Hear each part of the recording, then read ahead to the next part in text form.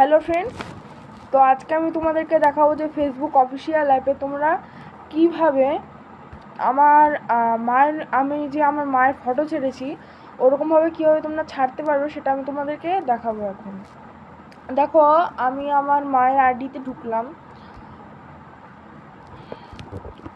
ঢুকে দেখো এখানে ছেড়েছি আমি আমার মায়ের ফটো। দেখো এভাবে যে ছেড়েছি, তো এভাবে ছাড়লে তোমাদের একটা ছবিতে অনেক ভিউজ এবং কমেন্ট ও শেয়ার করে মানুষ অবশ্যই যাবে।